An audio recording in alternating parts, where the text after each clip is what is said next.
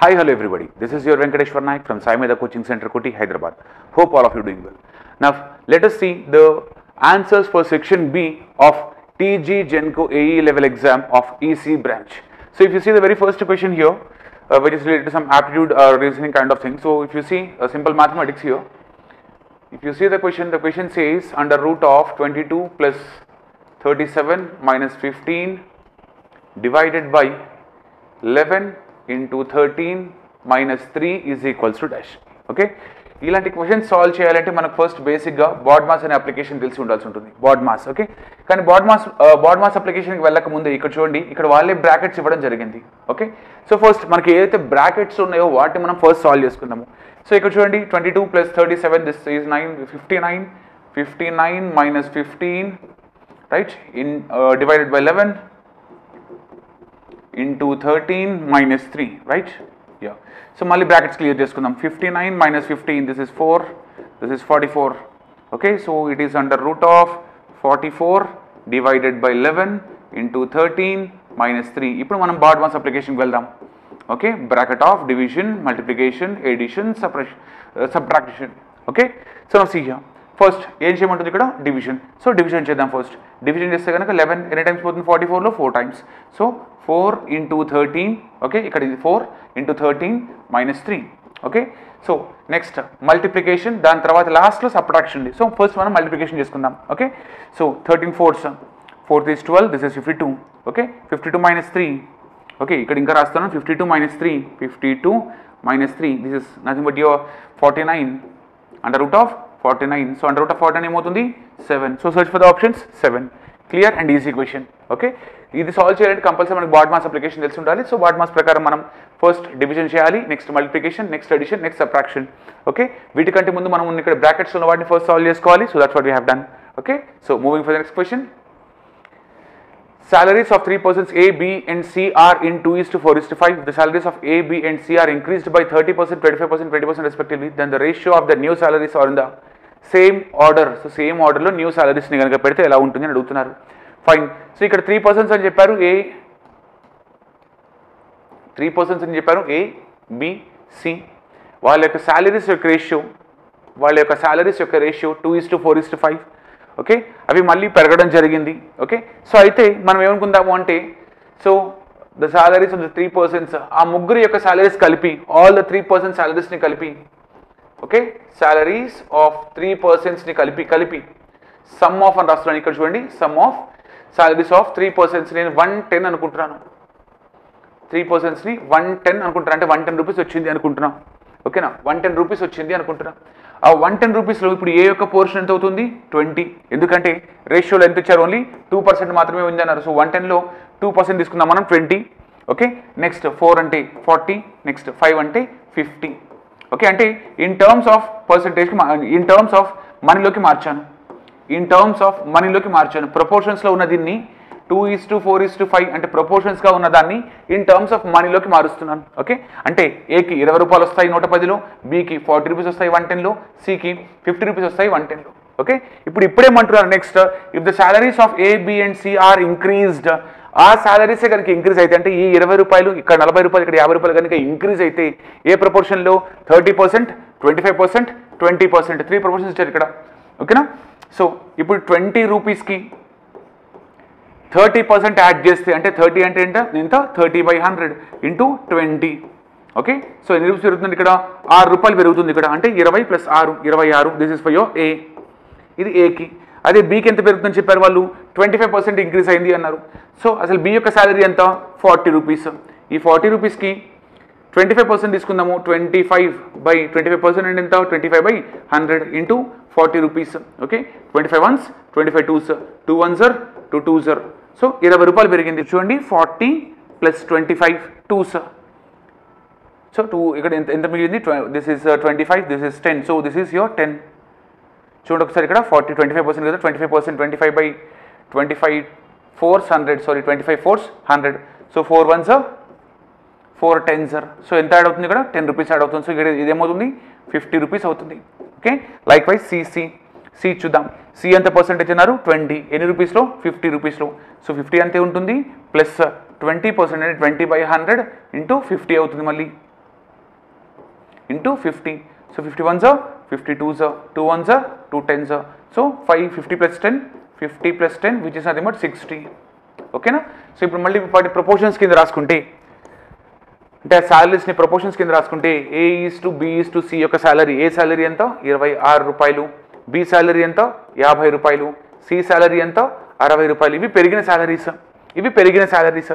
So ఏమని అడుగుతున్నారు ఇక్కడ, if the salaries of A and B and C are increased by 30, 25, 20% respectively, then the ratio of their new salaries, ఇవి new salaries యొక్క ratio.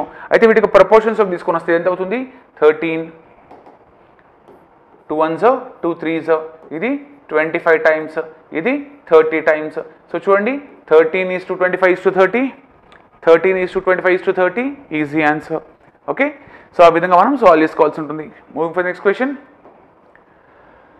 In a certain code language coding is coded as, ఒక code లాంగ్వేజ్లో కోడింగ్ని CODING coding అనే ఈ పదాన్ని ఎలా code చేశారంట, DRIPWR ఇలా కోడ్ చేయడం జరిగింది.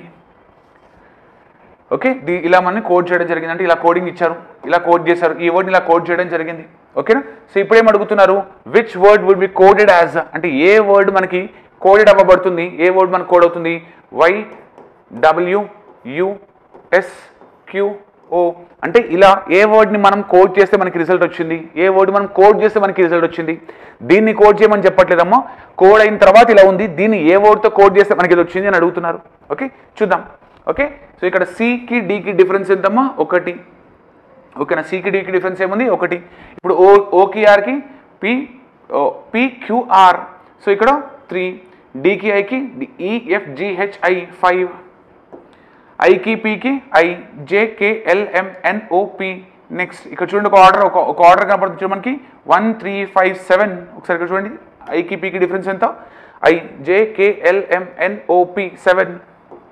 నెక్స్ట్ ఆబ్వియస్గా 9 ఉంటుంది, 1 3 5 7 9. నెక్స్ట్ 11 ఉంటుంది, ఒకసారి క్రాస్ చెక్ చేసుకుందాం, GHIJKLMNOPQR 11. ఓకే, సో ఈ విధంగా మనకి డిఫరెన్స్ అనేది మనకు కనబడుతుంది. ఇప్పుడు ఇదే డిఫరెన్స్ దీనికి యాడ్ చేసుకుందాము, so that we will be easily able to get the answer. So 1 3 5 7 9 11. ఓకేనా, వై కంటే ఒక లెటర్ ముందుకు వెళ్తే ఏమవుతుంది X, డబ్ల్యూకి 3 లెటర్స్ ముందుకు వెళ్తే ఏమవుతుంది T.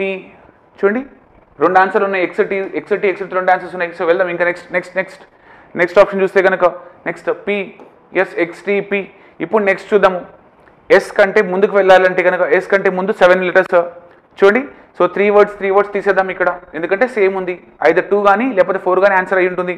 ఒకసారి ఎమ్మా ఎల్లా చూడండి మనకి ఆన్సర్ వచ్చేస్తుంది, MNOPQRS 6 వస్తుంది. సో మనకి ఇది కరెక్ట్ కాదు. ఓకేనా, ఎల్ ఒకసారి వెళ్ళి చూడండి, MNOPQRS 7 సరిపోయింది ఎల్. ఓకే, నెక్స్ట్ హెచ్ తర్వాత 9, IJKLMNOPQ 9 సరిపోయింది. నెక్స్ట్ డి, ఆబ్వియస్గా మనకి ఆన్సర్ ఏంటి అంటే కనుక XTPLHD. ఓకేనా, సిరీస్ని మనం డీకోడ్ చేసి ఈ విధంగా కోడ్ చేయడం జరిగింది. ఈ కోడ్కి కావాల్సిన మెయిన్ కోడ్ ఏంటి అంటే ఈ కోడింగ్ మనకి ఎక్కడి నుంచి వస్తుంది అనేదాన్ని మనం ఇక్కడ ఫైండ్ అవుట్ చేయడం జరిగింది. So the next question, a person celebrated his birthday on 12th December 1959. 12th December 1959 celebrate చేసుకున్నాడంట. A person celebrated his birthday, తన బర్త్డే సెలబ్రేట్ చేసుకున్నాడంట. If it was on Saturday, ఈ రోజు కనుక సాటర్డే అయితే when will he celebrate the next birthday again on Saturday? మళ్ళీ తన birthday Saturday అంటే ఏ ఇయర్లో వస్తుంది అని అడుగుతున్నాడు. ఓకే, సో అన్ని చోట్ల 12th డిసెంబరే ఉంది. సో ఇప్పుడు ఏ ఇయర్లో వస్తుందో చూద్దాం. ఇప్పుడు 1960లో వచ్చేసరికి ఏమవుతుంది చూడండి, 1960. ఈ 1960 అనేది లీప్ ఇయరా కాదు అని తెలియాలి అంటే మనం 4తో డివైడ్ చేయాల్సి ఉంటుంది. ఓకేనా, అంటే ఈ లాస్ట్ 2 నెంబర్స్ మనం 4తో డివైడ్ చేసి సరిపోతుంది. So 60/4, 4 1s 5 6 20, 4 5s 20. అంటే ఇక్కడ ఈ నెంబర్ మనకి 4తో డివైడ్ అయింది కాబట్టి this is a leap year. మరి లీప్ ఇయర్ వస్తే ఏం చేయాలి సార్, 2 రోజులు ఎక్స్ట్రా యాడ్ చేయాల్సి ఉంటుంది. అంటే శనివారం తర్వాత మనకి ఆదివారం రావాల్సి ఉంటుంది, కానీ ఇక్కడ మండే వస్తుంది. ఎందుకు సార్ మండే? జనరల్గా అయితే లీప్ ఇయర్ కాకపోతే సాటర్డే తర్వాత నెక్స్ట్ ఇయర్ ఏమొస్తుంది అంటే సండే వస్తుంది, కానీ ఇక్కడ లీప్ ఇయర్ ఉండబట్టి 2 days ఎక్స్ట్రా యాడ్ అవుతాయి. సో సాటర్డే సండే ఉంటుంది, నెక్స్ట్ మండే వస్తుంది. ఓకే, సో నెక్స్ట్ 1961 ఇది లీప్ ఇయర్ కాదు, సో ట్యూస్డే వస్తుంది. 1962 ఇది లీప్ ఇయర్ కాదు, 62 ఒకసారి చూడండి, 62 4తో డివైడ్ అవుతుందో, 4 1s 4 5 6 22 22 మనకి 4లో పోదు, 22 + 4 26 30 34 38 42 అంటే వెళ్ళదు. ఓకే, సో ఈజీగా మనం ఇది వెళ్ళదు కాబట్టి ట్యూస్డే ఇది మనకి వెన్స్డే అవుతుంది. ఓకే, 63 ఇది లీప్ ఇయర్ కాదు కాబట్టి మండే ట్యూస్డే వెన్స్డే థర్స్డే అవుతుంది. 1964 ఒకసారి చూడండి, 64 అవుతుందో, 64/4 4 1s 4 5 6 24 28 32 ఇది అవుతుంది. 4 6s 24 4 6s 24 16 4s 64. సో ఇది మనకి leap year. So plus 2 days add చేసుకుంటాము. 2 days యాడ్ చేసుకుంటే థర్స్డే తర్వాత 2 days ఏమవుతాయి, ఫ్రైడే సాటర్డే. సో ఆన్సర్ ఏంటమ్మా, ఇది సాటర్డే. సో అంటే సాటర్డే 1964 12th డిసెంబర్లో 1964 12th డిసెంబర్లో మనకి తన బర్త్డే మళ్ళీ సెలబ్రేట్ చేసుకోవచ్చు. So 12th December 1964 correct answer అవుతుంది. Easy question. Okay, so moving for the next question. Tsunamis are not caused by, tsunamis అనేవి వేటి వల్ల కారణం కాదు. ఇది earthquake, it is not hearth quake, it is earthquake. Earthquakes అనేవి అంటే land slides జరిగినప్పుడు, అంటే ఎర్త్ మీద ఉండే ఈ ల్యాండ్ స్లైడ్స్ ఉంటాయి కదా, మన టెక్టానిక్ ప్లేట్స్ ఉంటాయి కదా, ఈ టెక్టానిక్ ప్లేట్స్ మూవ్మెంట్ వల్ల మనకి సునామీ వస్తుంది. ఓకేనా, so undersea landslides, sea లోపటైనా సరే ఎప్పుడైతే టెక్టానిక్ ప్లేట్స్ మూవ్మెంట్ జరుగుతుందో అప్పుడు మనకి ఎర్త్ క్వేక్ వస్తుంది. వాల్కనిక్ ఎరప్షన్, మనకి భూమి మీద అగ్నిపర్వతం బర్స్ట్ అయింది అంటుంటారు కదా, వాల్కనిక్ ఎరప్షన్స్ అంటే వాటిని టెక్నికల్గా. ఈ వాల్కనిక్ ఎరప్షన్స్ వల్ల కూడా మనకి సునామీస్ వచ్చే ఛాన్స్ ఉంటుంది. అంటే ఏం లేదమ్మా, ఈ వాల్కనిక్ ఎరప్షన్ జరిగినప్పుడు అర్త్లో ఉండే గ్యాసెస్ బయటకు వస్తాయి. ఎప్పుడైతే గ్యాసెస్ బయటకు వస్తాయో అవి ప్రెషర్గా వాటర్ని పుష్ చేస్తాయి. ఓకే, సో వాటర్ని పుష్ చేసినప్పుడు ఏమవుతుంది అంటే ఈ వాటర్ సునామీ రూపంలో రావడం జరుగుతుంటుంది. So undersea land slides జరిగినా మనకి సునామీస్ వస్తాయి, వాల్కనిక్ ఎరప్షన్ అంటే విస్ఫోటనాలు జరిగినా మనకి సునామీస్ వస్తాయి, అర్త్ క్వేక్ జరిగినా సరే మనకి సునామీ వస్తుంది. హరికేన్స్ అంటే ఏంటి అంటే ఈదురుగాలులు అని, అంటే సింపుల్ లాంగ్వేజ్ చెప్పాలి అంటే బాగా ఈదురుగాలులు అంటుంటాం మనం, అంటే ఎక్కువ ఫోర్స్ విండ్ బ్లో అవుతుంటుంది. So this is the correct answer for this question, because ఇక్కడ నాట్ కాజ్డ్ బై అన్నాడు. ఇవన్నీ ఈ మూడు ఏం చేస్తాయి అంటే సునామీకి దారితీస్తాయి, సునామీస్కి దారితీస్తాయి. ఓకేనా, ఇది ఒకటే మనకి సునామీస్కి దారి తీయదు. Okay, so moving for the next question. The present chairman of chiefs of staff committee in the Indian armed forces is dash. So ఈ ఇండియన్ ఆర్మ్డ్ ఫోర్సెస్ అనే ఒక స్టాఫ్ కమిటీకి చైర్మన్ ఉంటారు. ఆ చైర్మన్ ఎవరు అని అడుగుతున్నారు. సో బిపిన్ రావత్ గారు ఉన్నప్పుడు ఈ హెలికాప్టర్ క్రాష్ చనిపోవడం జరిగింది. ఇతను వెళ్ళిపోయిన తర్వాత మనోజ్ ముకుంద్ నరవణే గారు వచ్చారు. వీళ్ళు కూడా రిటైర్మెంట్ తీసుకున్న తర్వాత as of now Anil Chauhan, అంటే లాస్ట్ ఇయర్ రావడం జరిగింది అనిల్ చౌహాన్. ఈ బీరేందర్ సింగ్ ధనా అనేవారు air martial.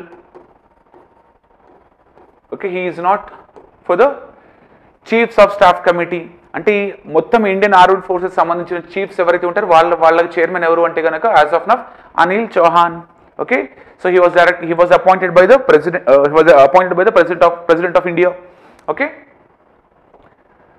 the 3 new states of India that were created in the year 2000 are from 3 new states అనేవి ఏ రాష్ట్రాల నుంచి క్రియేట్ అవ్వబడ్డాయి.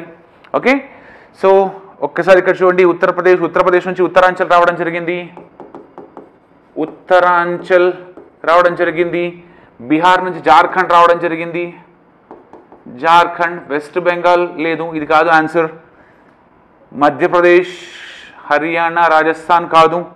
వెస్ట్ బెంగాల్, ఉత్తరప్రదేశ్, అది 2000 కదా.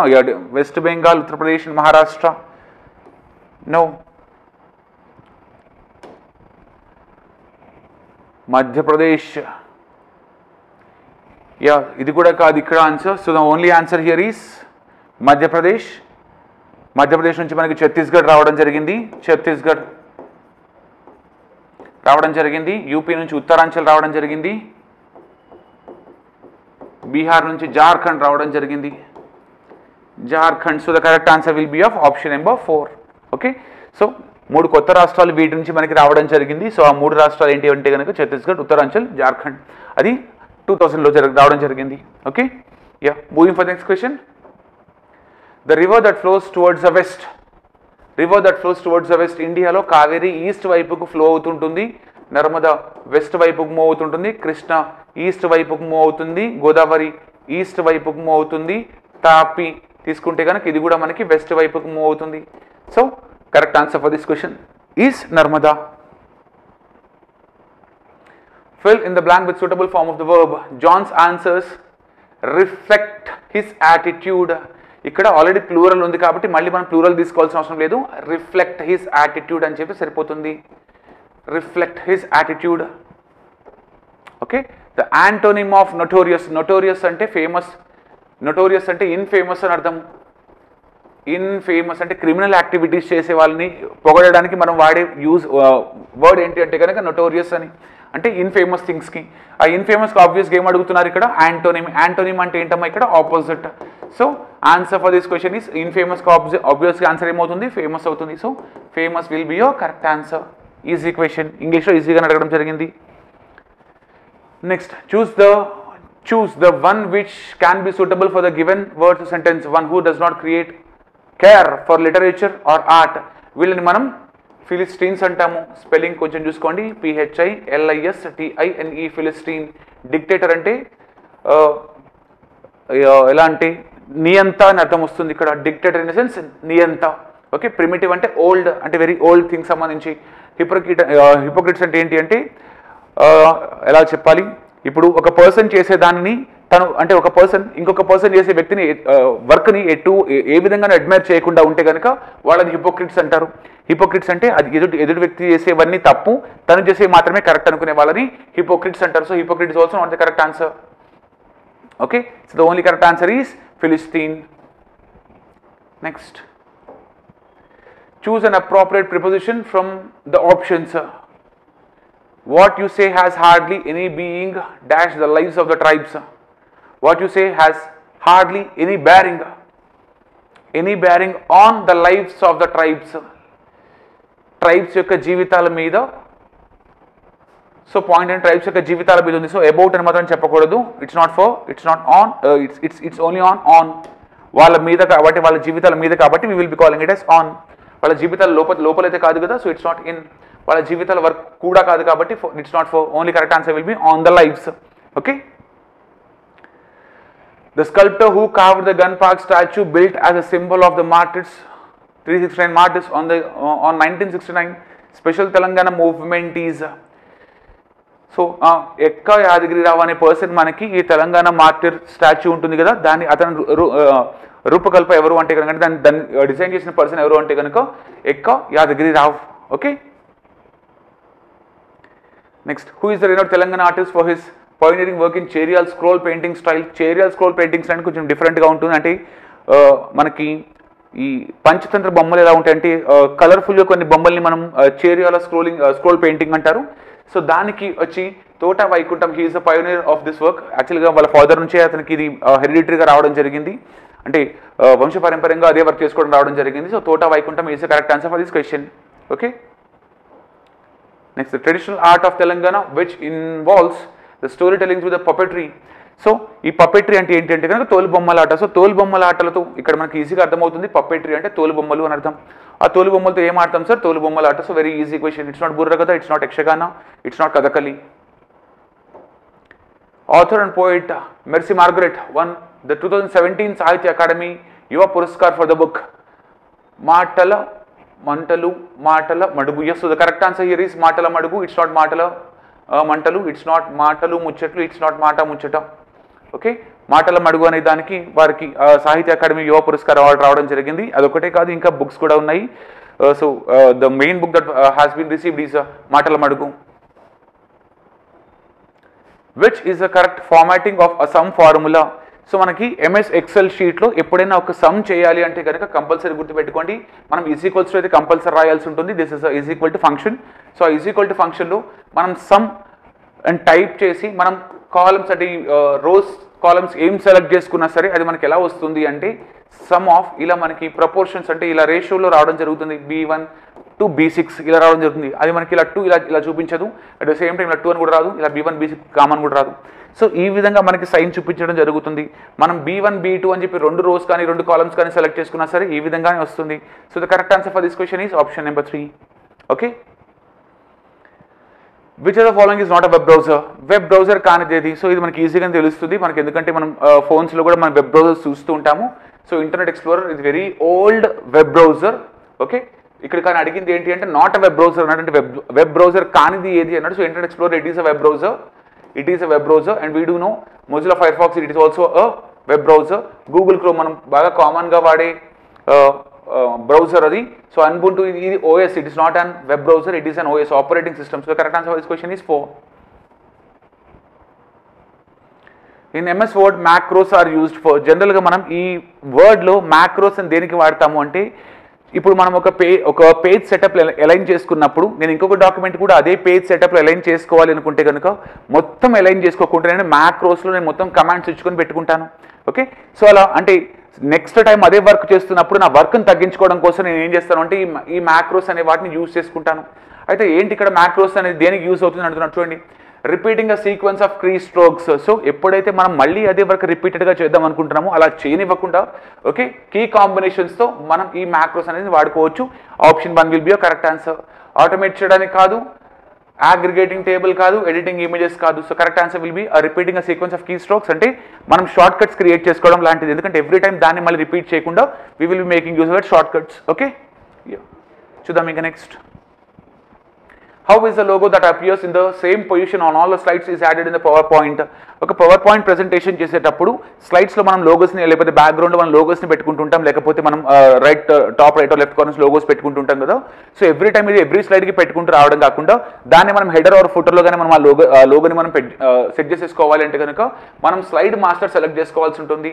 ఆ స్లైడ్ మాస్టర్లో మనం లోగో పెట్టేసుకున్నాం అనుకోండి, ఎవ్రీ స్లైడ్లో మనకు ఆటోమేటిక్గా ఆ లోగో అనేది మనకి డిస్ప్లే అవుతూనే ఉంటుంది.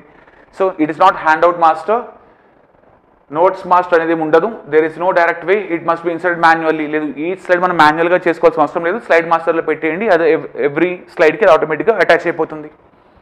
Okay, so these are all different questions that came in the exam of TS Genco AE level.